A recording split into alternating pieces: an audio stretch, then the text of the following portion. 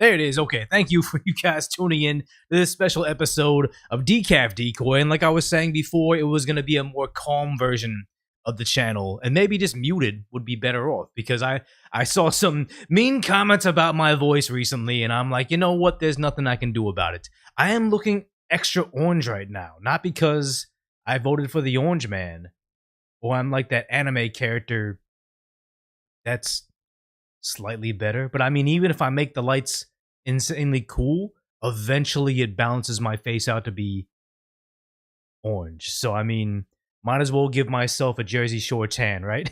Like, there we go. Yeah, no. I have a CNN filter on. No. The CNN filter on for me would be if I'm a little bit ill. They turn me like green looking, and I don't know what should the background be right now. Because I can change the colors right now. Let's see. And this live stream is gonna go as long as I can go. I mean, obviously, this is the easiest gig ever. But honestly, if I start coughing too much, like I was earlier today, then we'll cut it. Nobody wants to hear that. Orange, orange for the orange. But this just makes everything too orange. Red. I can be like Biden when he was telling us. What was he telling us that one time he made the background red? Like, oh, we're losing our democracy or something like that. Light orange? I feel like it just blends everything in. I need some contrast of some sort. Like, this is pretty cool. Some teal. A dim purple. Like a fuchsia. I feel like the blue was what we were doing because there's contrast. I'm wearing like this burgundy velvet Dodgers cap today. So I mean, I kind of feel like this is what we're doing. So yeah, the teal, people like the teal. Teal. I have a better lighting there. Yeah, this is pretty cool. Okay, I'm glad.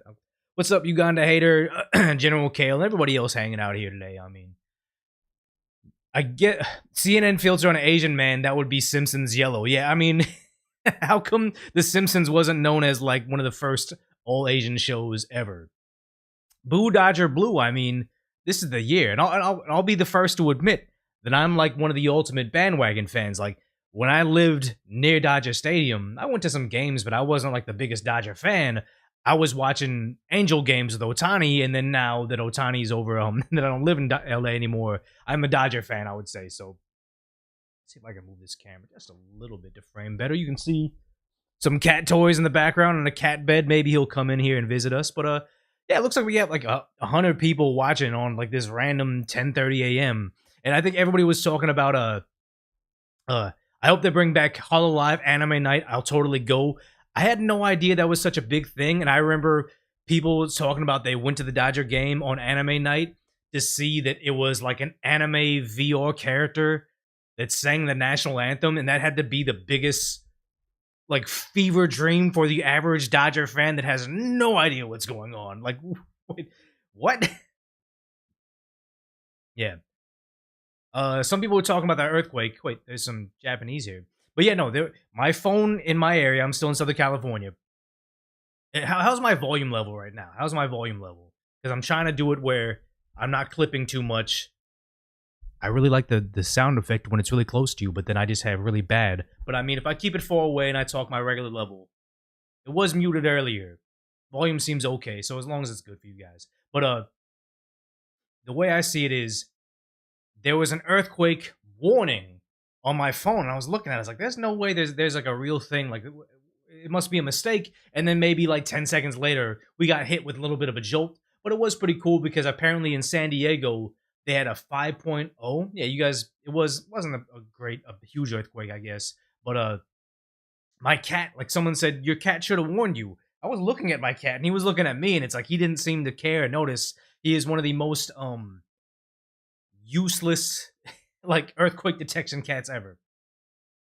Yeah, Uganda says, yep, one of the VTubers sang Take Me Out to the Bowl Game. The crowd was singing.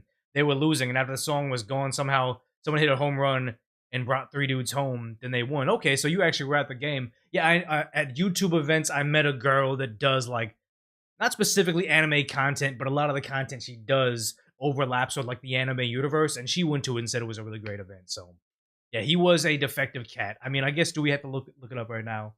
Which VTuber? Let's see. Because I guess these live stream should be less. I have a whole schedule planned of what we're going to talk about, but we can just kind of pull stuff up as we go. Dodger VTuber national anthem. Yeah, this. Like I said, this would have been one of the weirdest fever dreams to come to. Like, you go to the Dodger game, kind of have a feeling of it's gonna be like it's baseball. You don't what.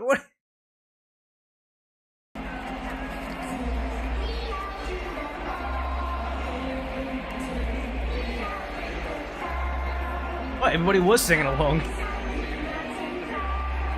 Like, it's like what? But honestly, this is the impact of Shohei Ohtani on baseball. The idea that I don't know, this stream is not all going to be about anime. We got to start off with anime. But I mean, this was this was pretty surprising. So I mean, I guess we got to get right into from that anime because it segues into this anime, which I think was amazing. I would watch this movie opening day in theaters, expensive theater, probably multiple times if they made this into a movie, because I think this is legendary. 死んだは初めて俺に伝えている。絶望の匂い。No way, dude. They animated Biden doing the thing that I feel like most Democrats I knew wanted to ignore. All the Democrat friends that I have are like default Democrat by default, or even deep blue, like liberal people. They have plenty of things to say about Trump. But when I ask them about stuff like this, they're either one, unaware, or two, don't seem to mind. It's crazy. 面白いこと見せようか。ほら、こんなに価値が多すぎて。お父さん。あかん。ドナルド君はまだ死ぬ時じゃないでしょ。アメリカ、万歳、ファイト。絶対負けないよ。Oh no, wait, no, they did fat JD Vance. Wait, so you're saying someone that speaks fluent Japanese, the subs are accurate? So they did everything. They did this right. This is they're not gonna tariff Nintendos anymore because they're gonna there's no longer tariffs on electronic devices apparently. But yes, I love the idea that JD Vance is leaning into this, that he likes fat JD Vance, and then they got this guy here. 絶対負けないよ。ランドスライドまで。出ろ。She even made it. She even made it. 出ろ。だってまだサンキュー言ってないでしょ。一回も言ってください。おい、仲良くしてね。この世界、季節にいけるかな。昔グレートだった。If you think it's cringe, I love it. I love that we're having fun right now about this. またグレートになるかな。あのさ、有名人なら誰かのマンコを掴んでいいさ。He's telling Totoro, you know, if you're a famous person, you can grab them by the thing. This is nuts, dude. This is terrible. そうそうそうそう。やらせるで。They let you... We need a full release of this. I love it. I love the idea that we have this because, yes, we're making fun of him. Yes, we're making fun of, like, fat JD Vance, but they seem to like it, too, because they can take a joke. And also the idea that the country loves Donald Trump. Like, you saw him at UFC... Which one was it? I saw this one in Miami. But, yeah, like, look at the reception Donald Trump gets in public. Meanwhile, you would see, like, Biden or Kamala Harris show up at, like, ball games and get booed. But this is nuts to me. And making the entrance right now. Actually, how much of this can I play? Because the UFC strikes everything. But you hear the cheering. Jay Trump. Is there anybody else? Everybody loves him. Yeah, I think Joe Rogan says, is there anybody else that could do this? Because I think it's interesting. I guess I can't play all this right now.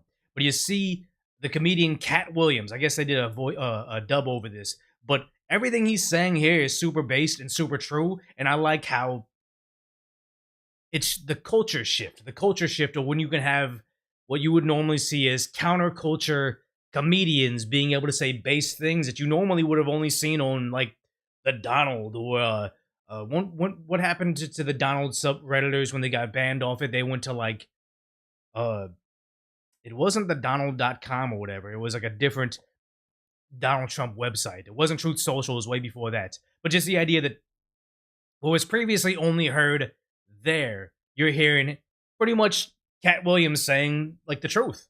Trump do not sleep. He don't play by no rules. He used to say, will your president be awake at 3 o'clock in the morning to answer the phone if it rings? Shit, yeah, our president is up. Our president is a vampire. That motherfucker sent 23 tweets at 12:30. What the fuck is you talking about? That motherfucker is on it. Trump don't give a fuck. That motherfucker is on it, whatever the fuck it is. Every time he wake up, he just sign another piece of paper. Wait till they see this when they wake the fuck up, since they want to talk. We used to just being able to watch the news a little bit and then walk off. And remember that there was a newscaster saying, I miss the days when we could take weekends off. They're like, oh no, President Trump, he's doing stuff on the weekends. He's working all hours of the day. Like, then she's like, I even had to run to the newsroom right now because Donald Trump signed this order. And it was like, why were you guys happy that we had a part-time president? That was like the complacency that our news media got to, where it's like, yes, we're doing only propaganda for the left, but also we don't mind that our president is doing nothing in office and collecting this huge amount of money. Now we have a guy that's actually out there just nonstop doing shit, and it's funny. Not with Trump. Niggas is watching the news like it's the playoffs. Every day is important. Every game matters. Every tariff matters. Every executive order matters. Like, I mean, this is the playoffs now. Things matter. Trump don't give a fuck. Trump don't follow nobody's rules. The president is supposed to be at the White House. Our president is wherever the fuck he wanna be. It's true. He's at UFC fights. He's at NASCAR events. He's playing golf. Like, they try to attack him for all this stuff, but after the pass they gave Biden for so many years, it's just double standards now. It's sad, but yes. How many of you guys saw this montage right here? And I don't know how much of it. Well, I guess we'll play most of it. It's like 4 minutes long. We'll play bits of it. But how many people have seen the montage of people realizing from the inception of Trump's run for president, where nobody thought he was going to win, to now? Like, how many of you guys have seen this? Donald Trump, just last week, he confirmed to the National Review that he is again considering a run in 2016. Do it. Do it. Look at me. Do it. I will personally write you a campaign check now on behalf of this country, which does not want you to be president, but which badly wants you to run. Donald Trump has been saying that he will run for president as a Republican, which is surprising since I just assumed he was running as a joke. I like how this is like the super villain origins, where everybody laughed at him. Yeah, he regretted those words. And then also, Jayless Star says, can we talk about the racism directed at Shaq for shaking Trump's hand? And the crazy part about this is, anybody that's followed Shaq for a long period of time knows that he is likely a conservative. Like him and Charles Barkley on... Are they on TNT, where they do commentary on basketball? But they say a lot of conservative value things. Like, it was Charles Barkley that was famous for getting backlash when BLM was saying defund the police. And Charles Barkley was like, okay, well, what are black people supposed to do? Like, call the Ghostbusters? Like, they need the police too. Like, this is nonsense. And Shaq, Charles Barkley, all these real athletes, not people like LeBron that just seem to have political stances that they know nothing about, but just the idea that, yes, they freaked out because Shaq shake Donald Trump's hands, so they're trying to boycott Papa John's, they're trying to boycott Icy Hot, but a whole bunch of different companies that Shaquille O'Neal has endorsed, and then also, what is it, Bill Maher? Real Time with Bill Maher, I think it is, yeah. He said good things about Trump. He's like, hey, everything that I thought about him was false. And then when he sat down and actually talked to Donald Trump and he had a good sense of humor about himself, Bill Maher said, oh yeah, you know what? I was wrong. I was wrong. He's not how we portray him. He's actually a good guy, or something to that effect. The idea that this cult says, if you even speak to the other side, and I say cults just like any other cult that says, you know what, you have to only interact with us. If you even are caught interacting with people from the other side or people that may detract you from our religion, you must be excommunicated. And that's exactly what they're doing. Yeah, the tolerant left doing and accepting tolerant things. And it's like, yeah, General Insurance, is that the one that, yeah, Shaq does General Insurance? They want to boycott all his companies because he may have different values than them. Oh, because Shaq, I don't know if he grew up in the, where did Shaq grow up? I think Shaq grew up poor, right? Because that's why his shoes are cheap and sold at Walmart, because he wants everybody to be able to afford them. Or is that Charles Barkley? Maybe, I'm not exactly certain. Yeah, C says, the NBA's anti-2A/right. It's crazy how much I would see LeBron James say negative things about police officers, where he famously said, you never know if a white police officer, something to the effect of, you never know if a white police officer wakes up and says, today's the day I'm gonna wake up and shoot a black person. And you're like, okay, if he really is that afraid of law enforcement, how come every single event, like I used to play a montage of him going to the ESPN Awards, him getting police escorts to basketball games, or him getting police protection when he's at his son's basketball or high school basketball games? Like, he seems to have no qualms with having law enforcement around him, white law enforcement all around him at all hours of the day. But when it comes to putting out his political message, he's sure to tell you guys, you don't know if they're actually out there to kill you today, right? Like, so you need to be terrified. We need to defund them. It's like, it's nuts. Where, yes, he says he's got a personal guard, yet he's anti-police. Most of these people that are anti-police because they can afford their own private security. Like, who was that one? She's a little bit overweight. She's an African-American.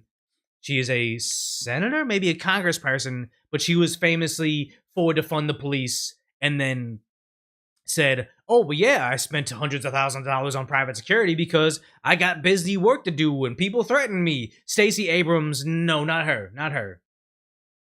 Coy Bush? Is it Coy Bush? Let me look it up right now. Coy Bush? I believe it was her. Yeah, Coy Bush. You're right. I believe it was her, Coy Bush. A little overweight. I'm being friendly. I've been overweight. Like, I'm desperately trying to fight my age right now, so I'm trying to slim down. But the idea is, yes, a little overweight, but she was always complaining, like, oh yeah, defund the police. I'm all about that. But of course, I'm gonna reallocate police resources to watch over me. Like, what was that Democrat? Was it a campaign office that in the city they had like high crime, vehicles were getting broken into, so simultaneously they were trying to get the police defunded, or they had already defunded the police, but then asked for extra police presence for the parking lot outside their building because they're like, yeah, there's a lot of cars being broken into, so we need more police security. It's bad. Voice of the People says she married her bodyguard she was funneling money to, or was she making her husband her bodyguard and then paid them exorbitant fees because that's how it works? Like, it's nuts how much Doge has looking into. Okay, so we were looking at this video, but I guess there's a bit much. It's just them slowly realizing that Donald Trump was becoming the president. I guess we don't got to play the whole video. It's 4 minutes long. But yes, the sheer R words in the middle idiocy. I'll just call it idiocy. I won't use that word, but just the sheer idiocy that's coming out of the left right now, because they can't fathom the idea that Donald Trump is good for the middle class. Donald Trump is good for the lower class. Donald Trump is good for the American lower class, not necessarily the lower class that would be here, that would be totally reliant on the Democrats' handouts. Like, look at this right here. How much they don't understand why we didn't vote for Kamala Harris. Have to grapple with it, because it's the snake, it's the beast coiled up in the heart, the bosom of the country, as Frederick Douglass. Imagine you go to Princeton University. How much is Princeton University, let's just say, out of state tuition? So he's a professor over there. You're paying $60,000. So no, to go to 4 years, to get a 4-year education, to hear this guy ramble as your professor, it's going to cost you $321,000. Imagine paying $321,000 or being a responsible parent, saving up your money and sending your kid to go to Princeton University because they're a prestigious Ivy League, I believe, but a prestigious school to hear this guy, $321,000 to get this education. Said. And the fact that they are doubling down on this shows you what kind of human beings they actually are. Say more. He's about to We show chose you a the kind of felon. human beings they are. Yes, I want Americans to be safe. If it means enforcing the law and having imagery that is going to look bad, but we don't have any more Laken Rileys or these, I can't even pull up the slides right now, but the kids that were harmed, like in LA, where they had someone that is a known Adobe Acrobat PDF. He is a known offender, but they didn't arrest him in LA, and then he was able to harm the kid in their life. Because they have sanctuary status in this country, or not in this country, in that city. If we have to withstand some really bad imagery of people being sent away to prisons overseas because they broke our laws to get here, I'm willing to accept that to save, I'm not going to clutch my pearls and say save the kids or whatever, but it's the idea that I'm willing to put American lives first. But he's saying, oh, this just shows what kind of person Decoy Voice is. But this is also ridiculous. Look at this. Who is more interested in loyalty? Who's more interested in retribution?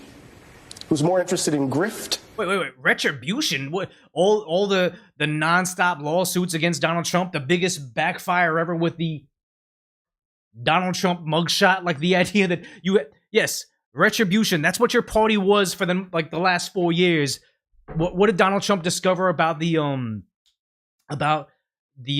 feds? Is there was entire portions of the agency that were still going after J6ers all 4 years. Didn't figure out who left behind the pipe devices, but they were going after the grandmas that walked within the lines of the velvet ropes, waving little American flags. They had people for 4 years going into people that just were let in by law enforcement and waved their little American flags and maybe stole a podium. That guy, I think, did time. But the idea is, oh, how dare they seek retribution after we've done this nonstop for 4 years? Oh, Tekla says, do you think deportations are happening at a sufficient rate right now? No, I think there's a lot of red tape. I think a lot of these sanctuary cities are standing in the way, but wait until they get their federal funding cut. Then we'll start to see those numbers get bumped up. Then in democracy. Democracy happened. It worked. For the first time in a long time, the Republicans won by getting the popular vote. We are not a democracy. We are a constitutional republic. Trump won by constitutional republic, but he also won by democracy. The idea that we're now discovering a large amount of Democrat voters may or may not have had the eligibility to vote in our elections, and now they're getting purged from voter rolls, which makes you think, did a certain Carrie Lake win her election? I don't know. I'm not going to speculate on that, but the idea is, you're complaining about democracy. We may lose our democracy if democracy chooses Donald Trump. You guys don't even know what the fuck democracy is anymore. Ridiculous. Chose a felon because we didn't want to elect a black woman. We chose a felon? No. We chose a felon because we didn't believe the felonies he was charged with. We saw the court, the charges about, he appraised his properties at a value that was higher than what you think it was, and you had some judge arbitrarily say, you know what, I'm pricing that below market value, so we're going to charge you for that. Or he, despite the fact that our buddies in social media on Twitter, I forget the guy's name, Twitter deleted his post saying, hey, we had to be the party of law and order on January 6th. Go home peacefully. Respect law enforcement. And because you deleted that, you're pretending like it never happened. No. Sheer nonsense, but it just shows how detached they are. It wasn't about Kamala Harris being an objectively shit candidate.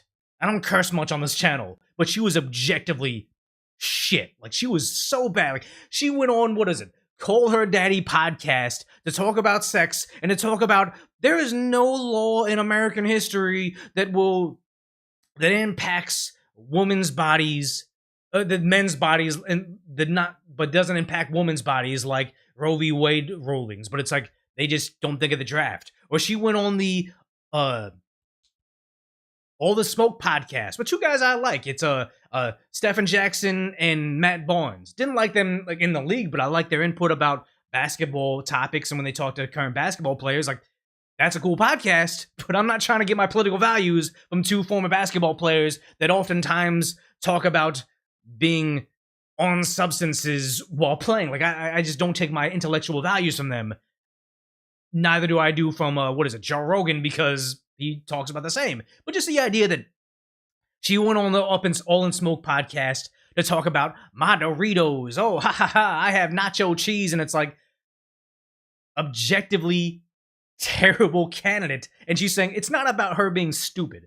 It's not about her literally not able to have a press conference without cackling like a madman. It's because she was black. They wanted a felon over a black woman. Like, DEI only mainly impacts the people of that ethnicity, because now you don't get put up as, oh yes, there are several capable black women in fields all across this country. There is probably a black woman in politics that probably speaks against the Democrat Party that would have been leagues better than Kamala Harris, but the idea that they had to find their perfect little puppet that did all the disgusting things to climb the ladder within the Democrat ranks in California, but the idea is they put her as the epitome of what a black woman can do. And it's sad. It is sad.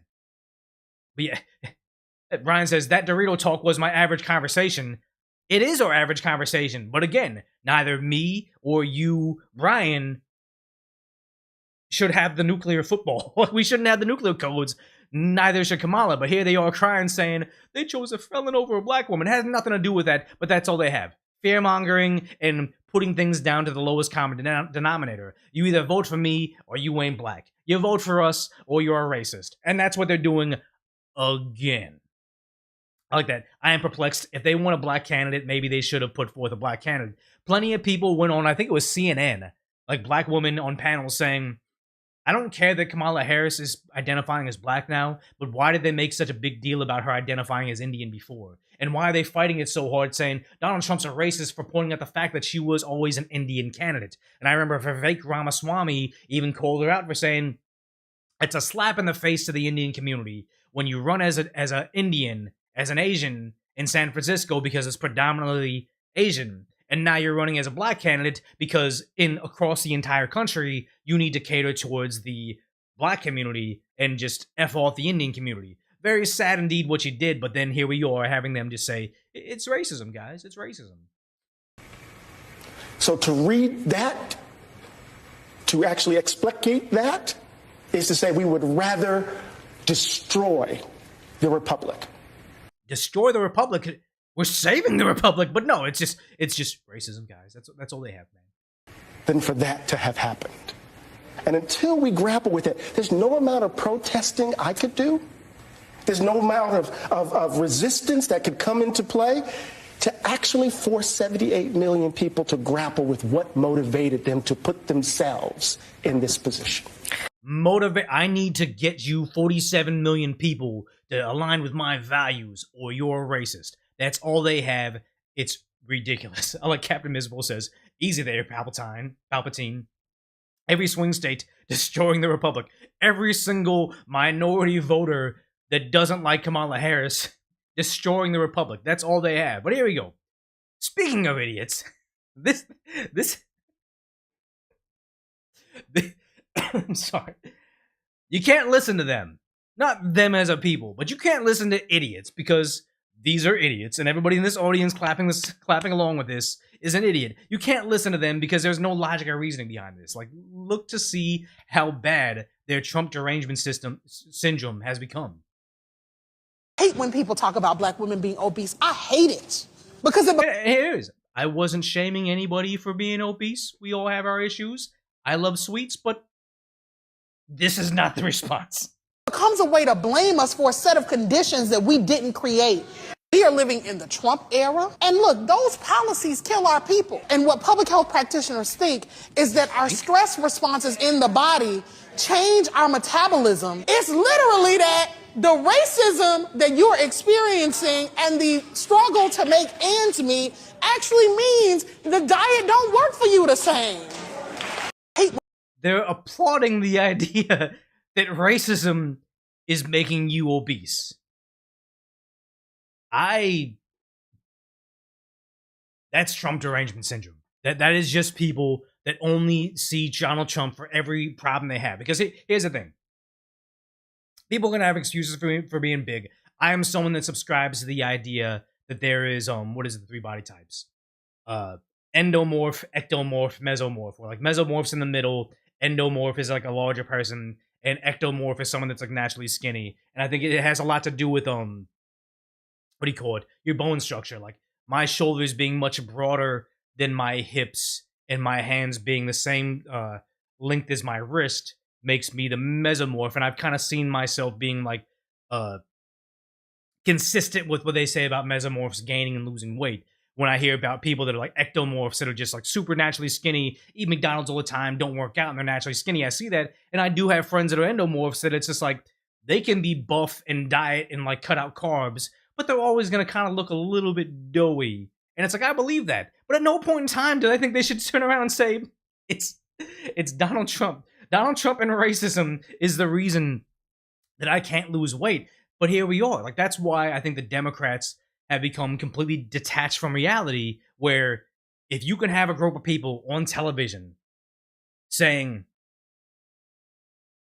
we're fat because Donald Trump is racist, I think that you've lost the majority of people. Like, you can blame, actually you can't blame Donald Trump for a lot of stuff. You can claim that you're racist if you vote for Donald Trump, sure, whatever. You can clip some stuff out of context saying, he said very fine people, it's a hoax, whatever. Try to tell people that. But once you go on television and go say, a certain race of people are fat because Donald Trump is in office, then you've lost the public. You lost everybody. It's always somebody else's fault. I think she was talking about stress eating. I think I do know that there is like science about if you're under stress, you tend to keep weight on because your body thinks of, like, you know, fight or flight. You're in wartime or something. There may be famine. We may not eat for a long time. Stuff like that. But I mean, yeah. Yeah. What is it? Kuhn says, I remember a lot of election ads that played on YouTube. There were people reacting to a 2-second clip of out of context Trump, and that's all they have.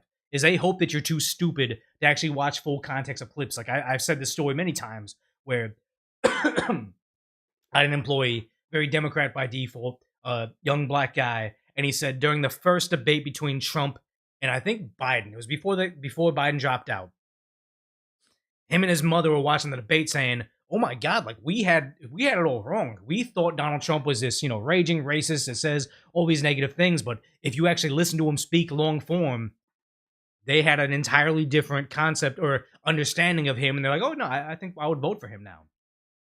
Here it is. Sorry. Captain Miserable saying cortisol. Yeah, your cortisol levels raise. You're more prone to like retaining fat. But I mean, there's no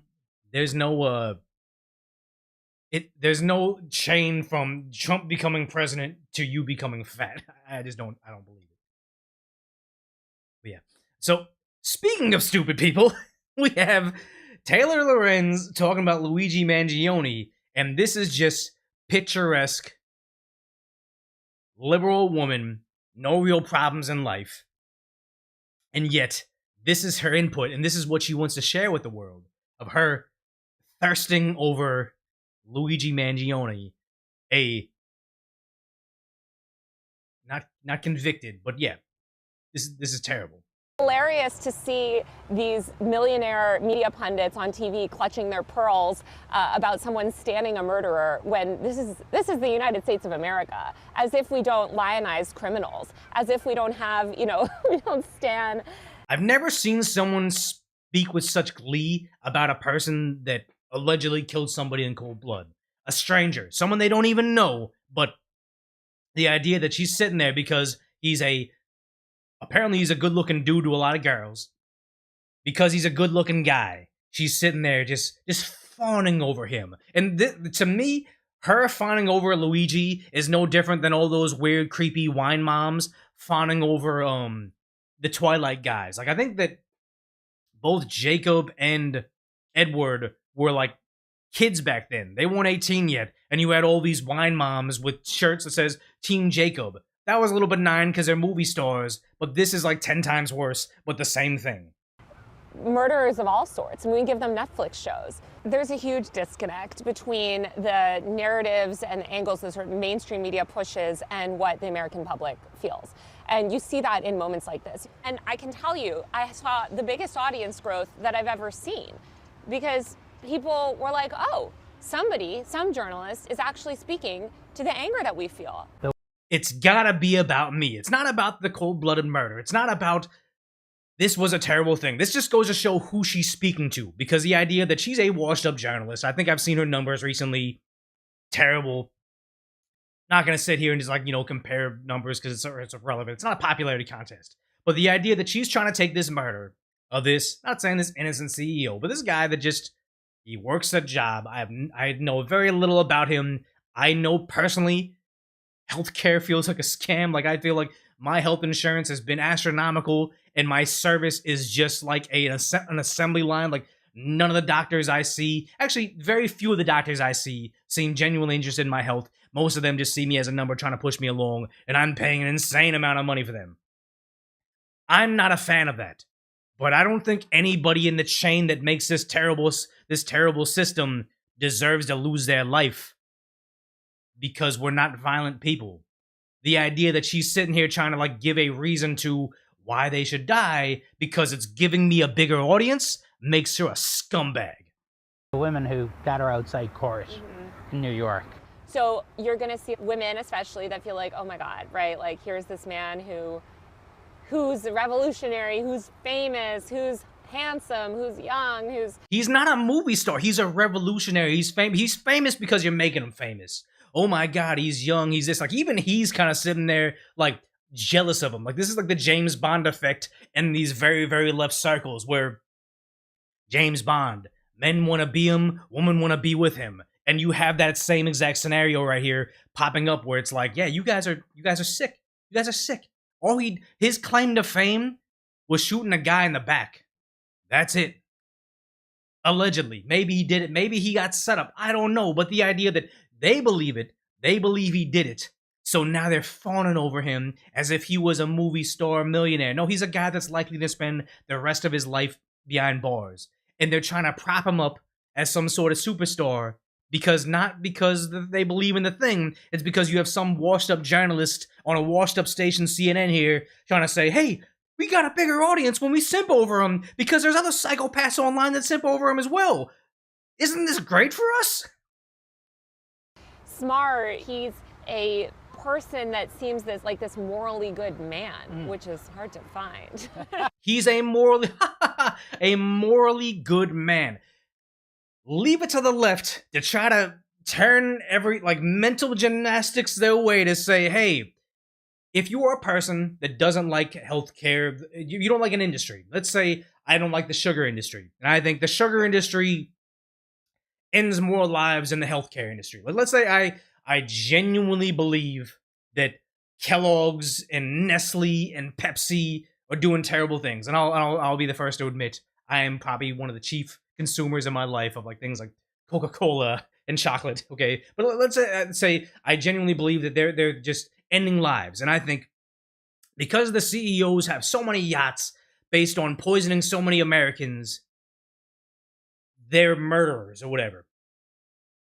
I would have to be mentally deranged to think I'm going to do something positive and I'm going to have morals if I take out their CEO. Like, that's nonsense. Like, why would you think that's going to help your cause? It makes you a nut job. And for them to sit here and say he has morals because he did that makes them even sicker than him, I think. Who's revolutionary, who's famous, who's handsome, who's young, who's smart. He's a person that seems like this morally good man, which is hard to find. She is simping so hard to find. How old is she? And I think that she isn't married, and I'm not shaming them. I'm also an older person that's not married. But the idea is, it's hard to find. She's literally fantasizing about being with him. It's sad. Oh my God, it's hard to find a guy like that. I wish I could find like that. A morally good man. In your mid-50s, you should not be talking about somebody like that with that type of, Like, I haven't seen the light in her eyes like that ever. Find. Oh, Yeah, God. I just realized women will literally date an assassin before they swipe right on me. That's where we are. Because it's true. I'm sure you wouldn't like to be compared to a Trump supporter. But some of how people cannot understand why people have sympathies for Mangione strikes me as the same as a lot of the media not understanding why people support Trump. I totally agree. It's because a lot of people are just really, really desperate. They want somebody to take on the system. They want somebody to tear down these barbaric establishment institutions. Barbaric and establishment institutions are polar opposites. But again, I think they're stupid. The idea that you think that the healthcare system is barbaric. No, barbaric is you getting the runs and dying. Barbaric is you getting an infection and then chopping off your foot. These billionaire healthcare CEOs are the opposite of that, but she's too stupid to realize it. But again, you have someone like Maze Moore who posts like the best stuff online. I subscribe to him, or I follow him on social media and rarely see him in my feed. It's sad, but you see this. Taylor Lorenzo's two favorite hobbies are crying about her feelings and wishing harm on other people. You feel like any little piece of information that gets out on you will be used by the worst people on the internet to destroy your life. Isn't she the girl? Chat, let me know. Isn't she the person that showed up to the Libs of TikTok's Chaya, her door with like a mask to talk about it, talk to her as like a journalist, but it's like, why are you showing up to my house? Oh yeah, people will use information they find out about you online against you, and I'll pound on the doors and harass somebody that I don't like because they say things online that I don't like. And Libs of TikTok is probably the most objective person online I could say, because Libs of TikTok doesn't do things other than say, hey, look at this insane stuff that's happening on pockets of TikTok on social media for the left. The Chinese algorithm props this stuff up because they want to dismantle our social systems, but the idea, the social fabric of American Western values. But yes, Libs of TikTok just shows the world what they're saying, but she wanted to knock on their doors and say, hey, what are you doing? But here you have her crying, saying, someone might do something degrees less than I do to the right, to me. It's horrifying. I'm so sorry.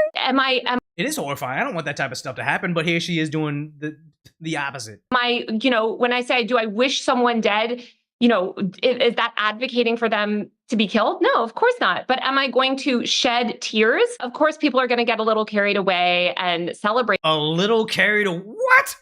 Are they going to shed tears just like I do? Oh my God. But they're celebrating because it feels like a victory. Feels like a victory.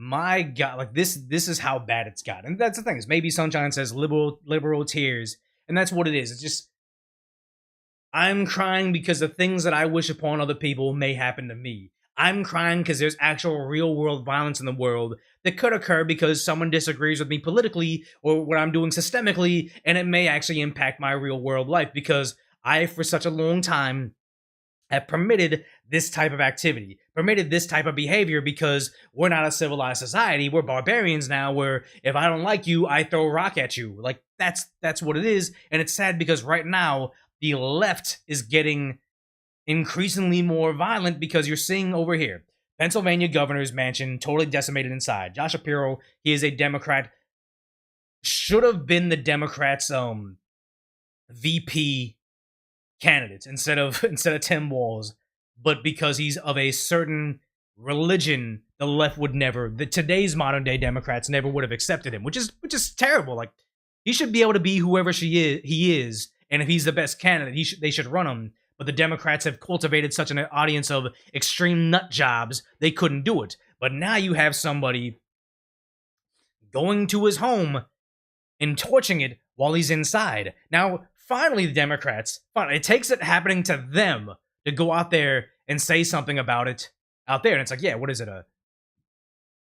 They're going to find out when the equal and opposite reaction comes, which makes you think when he speaks about this wasn't a crazy conservative. This was somebody from his side that, they always have infighting when they don't have anything else to fight. Last night, We experienced an attack not just on our family, but on the entire Commonwealth of Pennsylvania. Yeah, you can't take out the governor because you don't like what's happening over there. I may not like what he does politically, but him and his family deserve to live a life of safety and security. It's crazy the idea that how many of these Democrats, like Taylor Lorenz, will celebrate when somebody from the other side gets attacked, or when Donald Trump, a horrendous thing happens to him twice. They celebrate it, but then it's not the same thing from the right to the left, where it's like, I don't like Kamala Harris. I think Joe Biden is an old racist. I don't think anything should happen to them badly, like physically. I just don't want them in charge of my country. Key difference, and yet the only time they want to address that this is actually becoming a problem is because it's happening to them finally. Here at the governor's residence, I want to thank the Pennsylvania State Police for safely evacuating our family, good job, guys, for their bravery last evening, and for their careful leadership of this investigation. I want to thank Harrisburg Fire and their chief, who was personally on the scene and spent time with me and my family last night.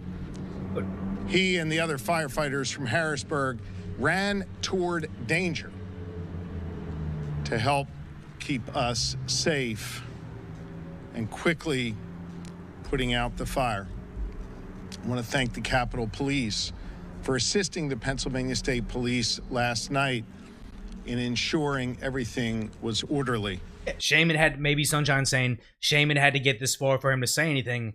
I'm glad they're finally addressing it, because this is atrocious. Like this, the guy that did it, I'm not going to show his picture. I'm not going to give him any infamy, even though I only have, 300 live concurrence. But the idea is, I'm not trying to give the guy any fame, but he deserves to be behind bars the rest of his life. I don't care. There's no rehabilitation to a guy that says, I don't like someone's politics, so I'm going to put his family in danger. Like, no. Throw that guy behind bars forever. I'm even a fan of capital punishment in that instance, because the horrendous end his family would have met had his attack been successful makes him eligible for capital punishment, in my opinion. I want to thank the FBI and our federal partners for their assistance. I spoke a couple hours ago with Director. I'm not going to play the whole thing, but just, it is sad that that's where we go. That's where we've gotten in this world. Wishing violence upon each other. People attacking the governor's mansion over, what I can only think politics. I don't think that he cut somebody off on the road, then he decided to go to those far extremes. I think it's getting scary, and I think it's time for both sides to announce it, but it seems like right now, there's only the one Democrat that's announcing what's happening to Tesla vehicles, and all the Republicans denouncing it, but it's getting bad. Thank you, Baby Sunshine. Oh yeah, thanks SD0, thumbs up the stream. Yeah, we got some likes. I know over time it's gonna be a struggle for us to get to what we had. Like, it was like 2,000 to 4,000 live stream viewers. This channel is brand new, but it is nice to be able to have real conversations with you guys right now. Chicken says they can only charge with the crime committed and not the crime intended. Yeah, I know. From what I understand is like not vandalism. It's not pyrotechnics. What is it? Arson. Arson's a weird thing where it's like, if they're trying to start a fire, you can't charge them with starting the fire. You can have the attempted arson, which is such a lower crime, but it's like, give them 5 more seconds and the crime would have been committed. I don't like all of that.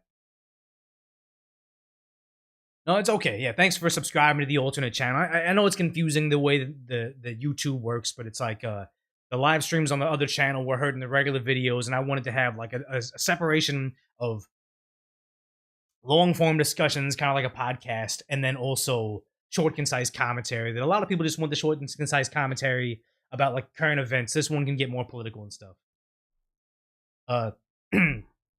What do I think about the Mayor Adams charges that were dropped? I didn't realize they were dropped. All I know is he's going to run as an independent instead of a Democrat, but I think his career is over. Like, it's going to probably be Curtis Sliwa? I think I always forget how to pronounce his name correctly. But you can't campaign on an independent. I'm the independent candidate that's going to solve all the problems that the Democrat candidate started. By the way, I'm that Democrat candidate. Like, it's ridiculous. It's ridiculous. Yeah, separation of church and state. There is no Church of Decoy at all. But yeah, we're making two different things right now. Asian guy with a Boston accent. No, it's not Boston accent. I'm a Boston Celtics fan, but like people from Boston say like Boston or like Ka. None of that. None of that for me. Curtis Sliwa, Guardian douchebags. I mean, yeah, I would say I don't agree with everything he does. I also don't know the most about him, but I think New York would be in safer hands under a Curtis Sliwa than they would a Mayor Eric Adams right now. A Timo Tim Pool, I mean, I guess I can accept that. If I could have the fortune and success Tim Pool has, I would jump at it because it's like you see these guys like Asmongold, Tim Pool raking in millions of dollars, and here I am like, it's like, you know, I'm not in a financial bind right now, but I see how much these people can make, and I'm like,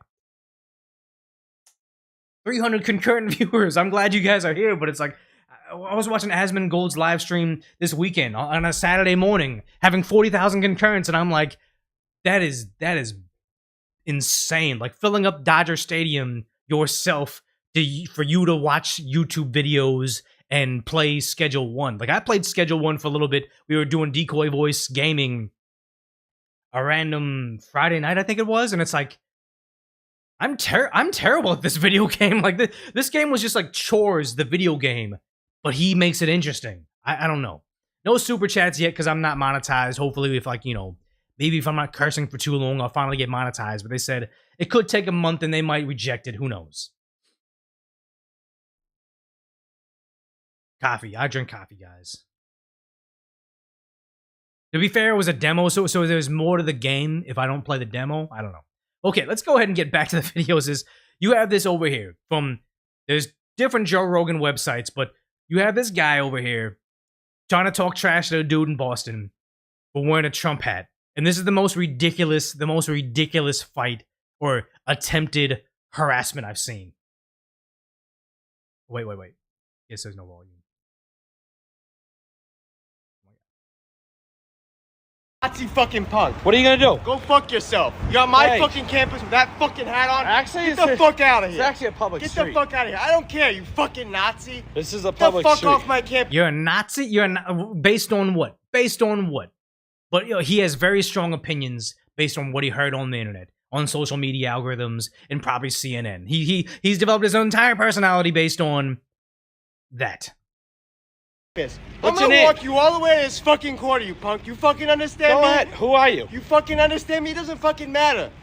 You fucking Nazi punk. Get this fucking camera out of my fucking face. Get this out of my face. I gotta reach across your body to touch the camera. It's not in your face. Get this fucking camera out of my face. Or what? Okay, so he sounds drunk, but the one thing I noticed about this video is he's calling him a Nazi punk. Get this fucking camera out of my fucking face. Or what? He's calling him someone that inhales people's front tails. And it's like, that's a very phobic thing to say, right? If you're really a Democrat, a liberal, why would you use that as an insult? That's almost as bad as using the F word still, right? And here he has his freshly manicured nails.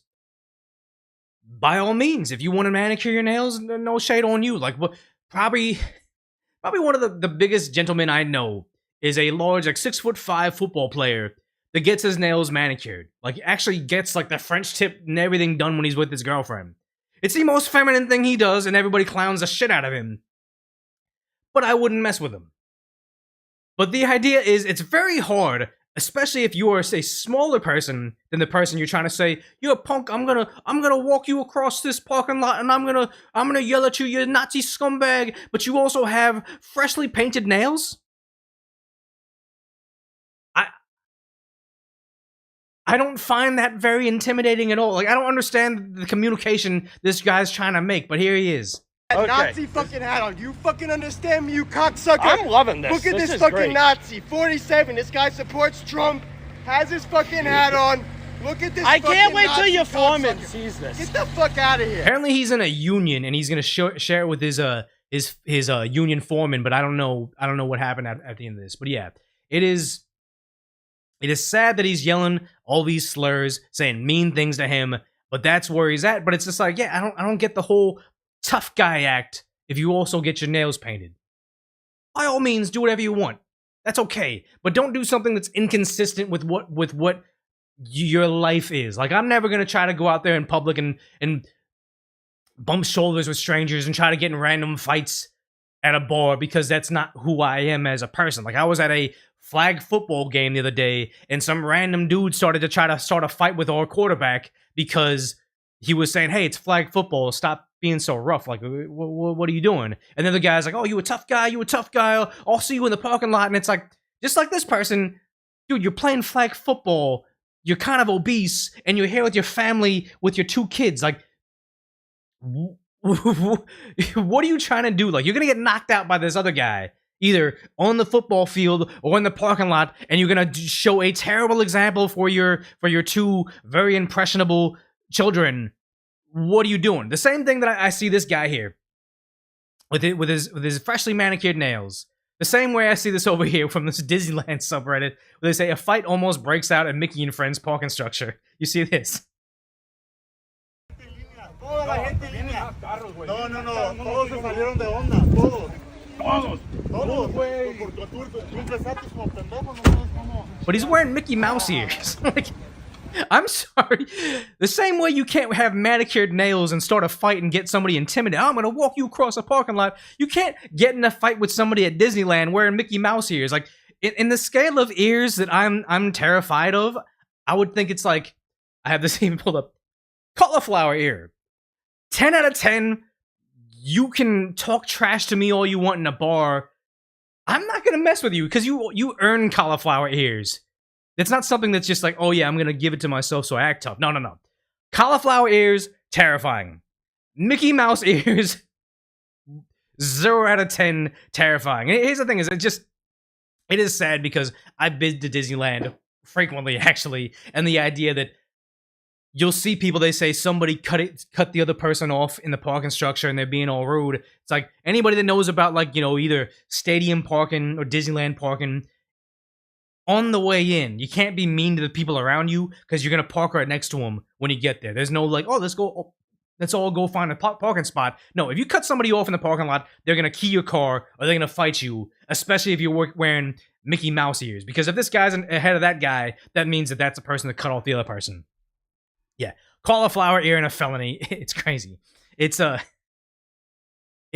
that that's where we are, where they all want to fight, even though, what do you call them? Honest signals. Like a cauliflower ear is an honest signal saying I am a badass that rolls in either wrestling or jujitsu constantly. So I am somebody not to mess with. Having manicured nails or Mickey Mouse ears, that's one of those honest signals saying, I'm not about that life. Maybe Sunshine says, a lot of their attitude and indoctrinating comes from watching the mainstream media for years and liberals taking over educating kids. Imagine if MAGA didn't win, would have ended up crazy, magnified 100 times worse. Yeah, and they're upset about, Trump deporting illegals and prosecuting people that may be instituting voter fraud in certain states. Like, it's funny how, was it Gretchen Whitmer? He invited into the White House. Was it Gretchen Whitmer? Who was the governor he invited over there while he simultaneously signed the act to say, hey, we got to look into voter fraud, and brought her into the office at the same time? Hilarious. But yeah, it's crazy that they're crying over this. Law and order is being brought back when you know damn well if Donald Trump didn't win the presidency, he was going to prison. For him, it was literally Game of Thrones. You either win or you go to prison. Sad. Whitmore? Yeah, Gretchen Whitmore. Yeah, Jeremy Allgood says, cauliflower ear is a sign that you're confident your opponent can't knock you out. Yes. And the thing is, like, there's subtle things about people that roll, or subtle things about people that have, like, CCWs that, like, take it seriously, where there's, like, nonverbal communication about people that can fight you, and they're very non-reactionary.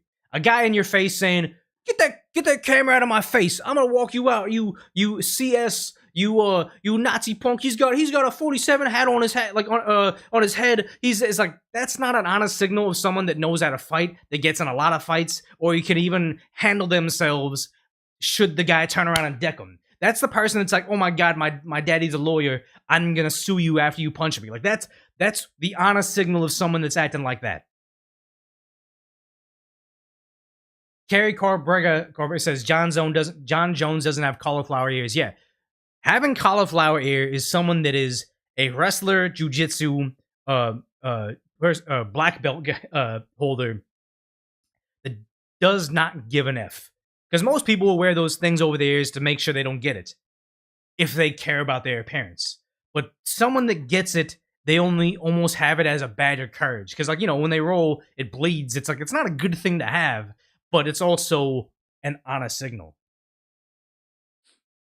You get cauliflower ears by escaping chokeholds. You get cauliflower ear from escaping chokeholds for years.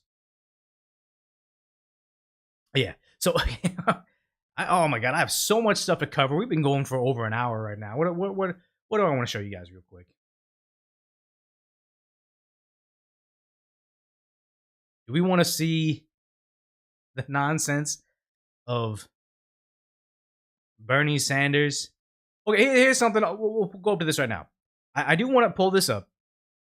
Well, you have in New Jersey, you have Jersey's first Islamic city. They declared it the capital of Palestine by local leaders. What do you think about this in New Jersey? Assalamu alaikum. Ramadan Mubarak. Patterson is proud to have the largest Muslim population in the state of New Jersey.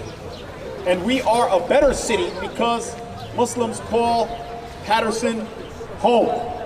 And as you can see here in South Patterson on Palestine Way, we are proud to light the Hilal, something that has inspired other cities.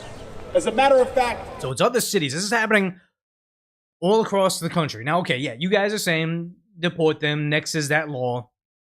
But honestly, it's only happening in like deep blue cities. Like you see this over here. What is it? South Portland, Maine, as a first Muslim mayor. Portland last night. Decca Dallek is believed to be the city's first Muslim mayor. I see it in a policy making is the same as a city councilor, but as a mayor is going to be the face of the city. So it's going to be a really good thing that you have a different person who look like me being the face of the city. The Council on American... People always cite the whole looks like me, looks like me. Then you have this over here in NYPD. There's a lot of Muslim NYPD officers. You know, I've been wearing hijab for 15 years as an NYPD member of service. And she is a genuine New Yorker, so... And I'm super proud of this department of where we came. We came from where there was barely any Muslim officers to where we have over 1,200 members of service and over 10 ladies wearing hijab as a member of service, you know, uniform member of service.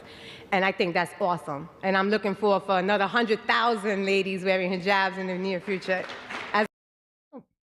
Don't do that, dude. Don't do that. I have to, like, don't do that. Don't do that. Don't say that. So, but the idea is you have this, and they're taking over these areas, and if that's what Democrats want to do, that's what Democrats want to do. If they have an ideology that wants to take over their cities and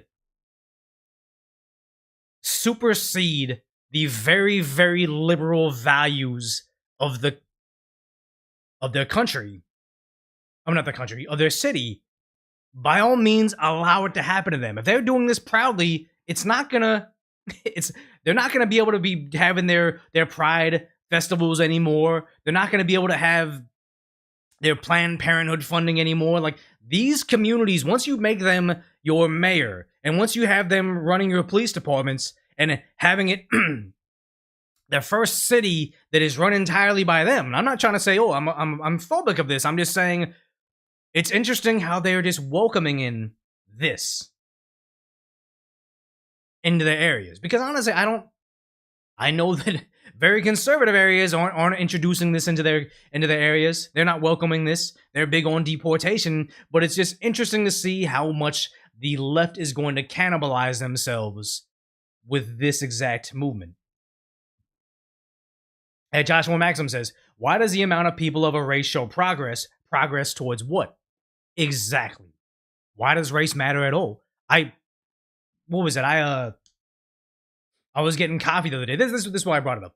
I was getting coffee the other day, and there was a girl that was holding her cat. She had her cat over her shoulder, and it was kind of like, it was an oddity, and everybody was talking to her about it. But she was wearing hijab, and then it had fallen off her head. And I remembered, I was like, what is more offensive right now for me to say, hey, because she's holding a cat, so if she lets it go, it's going to run away. She doesn't want her cat to run away. But I was like, so is it more offensive for me to say, hey, do you want me to fix that? Because I think it's because men aren't allowed to see their hair in public. Is it more offensive for me to put the hijab back on her head? Or is it for her just to walk around and go home or whatever until she's back in her house so she can put her cat down? For all these men to see her hair in public. Like, which one is worse for her? And I was just like, I don't want to be offensive. So I just, leave it be. Whatever. I'm not against her wanting to have the thing. I'm trying to be respectful about it. But the idea is, almost losing my train of thought because of the voice crack, and you guys are making fun of me for it. But just, it's like, why do we have to care to be honest? Can't we just be polite and help her? And that's the thing, is I just want to be polite and help them. But the idea is, I thought possibly it fell off her head and she's just like, you know what? I had to leave the house with it on, but if it falls off, I don't care. And that's what it's about, at least to me, is just people coming to America to be Americans, respecting their culture and walking out of the house wearing it, but not caring if it falls off and it wasn't a big deal. And yeah, Jelly Star says, it's a good question though, because I honestly wondered, but I feel like it kind of, I was asking people about it and people are just kind of back and forth, and I'm like, I really don't have any like close Muslim friends to ask. But the idea is, I don't think the inverse would happen from the left once I introduce them into their society, where they would say, hey, they're from, the first Islamic city. They're going to practice S-law. Hey, there is some people of the LGBT community. How do I better accommodate them in my community? I don't know. Yeah, it's called assimilation, and that's what it is. Because this is where we run into problems. Like, I'm not about like, oh, deport them all, but I'm all for saying, hey, if these people aren't citizens in this protest outside the White House, I'm for deporting people waving this specific flag in front of our White House. Any repercussions we may face pale in comparison to resisting a genocide. Yeah, I don't know about this, guys. You're allowed to protest. Like, I think, what do they say in Japan? Non-citizens are not allowed to protest in the country. Deported right off the bat. Like, if you're visiting us, it's a privilege to be here. Deported immediately. I don't like this at all. And the idea that it could turn into something like this, where if you're in the UK, telling someone, hey, speak English, is now classified as a hate crime, scary times. Apparently during some conversations between yourself, apparently you've alleged, and we weren't here, so I don't know you said it, but you've alleged to say, speak English, or what's that effect? Speak clearly. Speak clearly. No, the gentleman's partially deaf. Yeah, he can speak clearly. Yeah. So I couldn't even hear him. No, and that's fine, and that's what... And the idea that the cops even talking to you based on a conversation between two people. Like, in Los Angeles, people can get in a fist fight and the cops don't want to get involved. Okay, whatever. You guys resolved it. We're out of here. Someone complained, he said, speak clearly, and then the cops will get involved. Hey, man, this might be a hate crime. We've just come to speak because potentially someone could perceive that as a hate crime. Apparently during some... Insanity that your country has been taken over to the point where if you request that people speak the language of your country, you might do some prison time. Hablar Ingles. Yeah, honestly, to me, I'm someone that I even get bothered at the idea that I'll have friends, family members or immigrants, they've been here for years, but refuse to learn the language. They want to enjoy all the perks of being in America, but don't want to assimilate to being American, whether they're Hispanic, Asian, or Middle Eastern. It's almost insulting to me to think you don't respect the country enough to try to assimilate to the culture and constantly brag about how your home country is superior. I don't like it. Yeah, Tekla saying, glad to see the police hard at work. Ridiculous. So real quickly, I have this whole story pulled up, but I just want to talk about it real quick. Is over in Los Angeles, Bernie Sanders and Alexandria Ocasio-Cortez showed up, and I believe this is at UCLA. And like, oh, 36,000 people showed up. And it's like, okay, like, what are you two doing here? Why? They showed up there, and then also someone from r/Los Angeles said, I was in line since 5 a.m. It was totally worth it. I've never had to hold it in for that long, because they wanted to see AOC super up close. AOC and Bernie Sanders giving a kiss, and then Bernie Sanders right there. Like, first off, it's ridiculous how much they simp over AOC, because AOC, I don't even know what her messaging is. Like, listen to her speak. It's what? Also, you know, the other way I think you can think about it is that we are, you know, perhaps we are in the downfall of the broken way. This in the downfall of the broken way. What? was not built to last.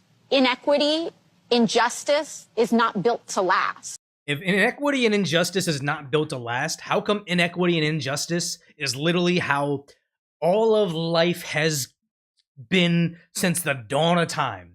Not necessarily even humanity. I'm talking about even like amoebas absorbing bacteria to, you know, what's the 80-20 rule? 20% of the species will get 80% of the resources. Like, anybody that's had a fish tank even sees it on like a micro scale, where it's like you can have all the same fish, but one fish is always going to be the biggest fish, and he's going to, since he's bigger, has more energy, he's going to eat more.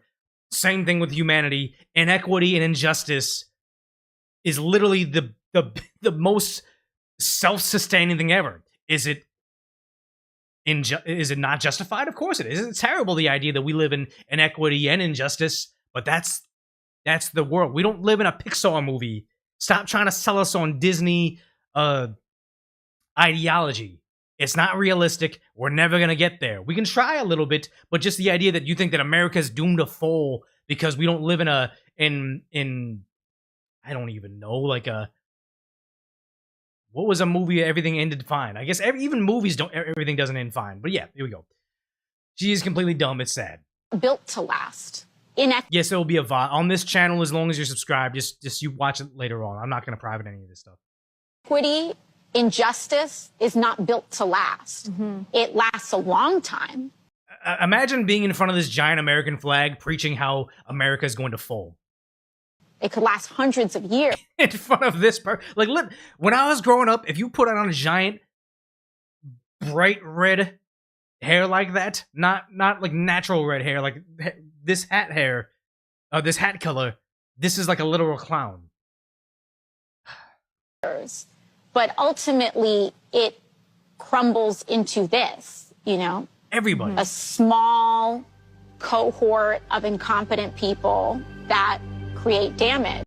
Kind of sounds like politicians. I'm talking about Republicans and Democrats, primarily Democrats, but then the small pocket of people that got into politics from business, like Donald Trump and what I thought Vivek Ramaswamy would be, but I'm hearing weird things about him now. But the small population of people creating damage, I'm looking at you right now. And from that, something new can spring. Yeah, Donald Trump, the MAGA movement was the new thing that sprung forth. You're trying to bring in more politics. You're trying to bring in more government bloat. Doge is cutting all that out, and you're sitting there simping, saying, why is Doge figuring out that we're spending so much money and figuring out that all these senators are becoming multimillionaires on small, measly government salaries? Projection. And so maybe something is declining right now, but maybe it deserves to decline. She's talking about herself, and it's hilarious, but it's the idea that they're so inspired to see them speaking at, I believe this is UCLA. Oh yeah, the background. But she's an idiot. And then you had Bernie Sanders, after his drop off over in LA, goes over to Indio to talk at Coachella, a music festival. I can't imagine going out there, spending all the money you did to go out there, listen to music, and all of a sudden Bernie Sanders' old establishment ass rolls out to say all this nonsense. It's oh my God. Yeah. Kenneth says, I've lost all respect for Bernie Sanders. Everybody has. Even all the people, all the feel the burn liberals have lost all respect because it's like, I again am asking for your money to help me run for president or whatever it is. And it's always, give me money so I can run, line my pockets, write a book, become a millionaire, and then turn around and vote for everything Nancy Pelosi and Chuck Schumer tells me to vote for. Let me go endorse Joe Biden, Kamala Harris, Hillary Clinton. Let me endorse all the people that I'm against. I'm allegedly against establishment Democrats in office. But I'm going to do everything the establishment Democrats tell me to do while in office. One of the biggest fraudsters ever, and if you still believe in Bernie Sanders, or you're actually going to go out there and see him live, you are a bigger idiot than... No, you're just an idiot. We need you to stand up to fight for justice. To fight for economic justice, social justice. He's literally like just, what's the hot phrases? He literally went on Google Trends and says, what are liberals looking up? Economic justice, social justice, racial justice? Let me just say these words, these hot phrases. It's like what is it? Family Guy, where Lois Griffin, I think, was running for office, and she could say some stuff and no one would react, but if you would say 9/11, the troops, America, people would cheer. He's literally doing the same thing they do it on Family Guy. ChatGPT script, yes. And racial justice. Swear I didn't even know he said racial justice after that, but you could predict it. It is ChatGPT scripting. All the buzzwords. Hello, fellow kids. All he needs is a skateboard and a backwards hat. Now we got a president of the United States who... I agree. He thinks that climate change is a hoax. As all these people are using single-use plastics at Coachella and drove very long distances in their gas cars or their evil Teslas, no matter what, if they really believed in climate change, they should not be out there in the desert celebrating this festival where they gotta haul all that water, all that gasoline, all that energy. Biggest hypocrites of all time. He is dangerously wrong. And you and I are going to have to stand up to the fossil fuel industry and tell them to stop destroying this planet. Did he come in an electric plane? Because I saw AOC, AOC showed up flying first class. So it seems like they're not really concerned. They're just concerned about being able to fundraise and pass legislation that will probably give money to something like USAID, where they can funnel that money back to themselves. Yeah. Jay Howdy says, bro, half that crowd is rolling. I imagine anything could be shared in front of them, they're going to cheer. I think it's funny how Colin Ruggs talking about how they're about economics and injustice, and it's like all the rich kids are at Coachella. I remember wanting to go to Coachella as a young person and not being able to afford it, and now you're seeing this over here where 60% of Coachella attendees finance their tickets to attend the festival, according to Billboard. 100,000 attendees, over half of them financing it. Ticket prices are $600, but no, you're probably paying resale, and also paying over $1,000 for housing and food as well. Yeah, these are all the rich kids. I haven't really skimmed through all this, but these are all the rich kids. I guess I can't play the music, but rich kids, rich kids, rich kids, privileged rich kids. All I'm seeing is privileged rich kids. I almost say this as like kind of a bitter person, like, oh, I didn't get invited to the cool party or whatever. But the idea is, all these rich kids listen to a rich guy, a millionaire, complaining about the other rich guy that's actually doing something about your tax dollars being wasted, and also the reasoning for why this gentleman in front of you is a rich guy. Pure insanity, but like, I forgot who they said. Oh yeah, Jay Howdy says, half the crowd is rolling. Yeah, half the crowd doesn't know what the hell's going on. But I also think it's funny how you have him saying, oh yeah, Donald Trump, oligarchy, whatever. Mazemore points out that for how many decades is this? 1, 2, 3? For 3 decades now. 3 decades, he's been talking about The country has been turning into an oligarchy, just like he's doing over here. Fight the oligarchy. But he's been saying this. He's just like, fight climate change, guys. I'm not saying it's not happening. I'm just saying they've been telling us the polar ice caps will be gone for the last couple decades, and here we are, him doing the same thing about oligarchy. This great country of ours is moving very rapidly in the direction of oligarchy. Very rapidly. 1993. I wonder, this is iceberg glacier speed of rapid to him. The United States of America today is increasingly becoming an oligarchy. More and more moving toward an oligarchy. We are moving in the direction of oligarchy. We will move even more rapidly in the direction of an oligarchy. This great country is evolving into an oligarchic society. It is called oligarchy, and that... I think we know, guy. I think we know. That is the system we are rapidly moving toward. This is a budget that moves our country rapidly into the direction of oligarchy. A handful of billionaires are moving this entire planet toward an oligarchic society. Start off with the bad news, which is pretty bad, and that is that under Donald Trump, this country is hurtling rapidly toward oligarchy. It's like one thing. It's impressive that he has pretty much one cue card he's read from 1993 till today, but also that he really hasn't aged much in the last 32 years. So that's impressive to me. But it's funny because Maze Moore is just essentially shitposting on the internet, but then apparently he posted it. I think Elon reposted it, so he had to actually go up there and address what I believe is Maze Moore and what Maze Moore thinks. No, he had to address the fact that he's been saying it for the last 3 decades. You know, it's funny. Just yesterday, our good friend Elon Musk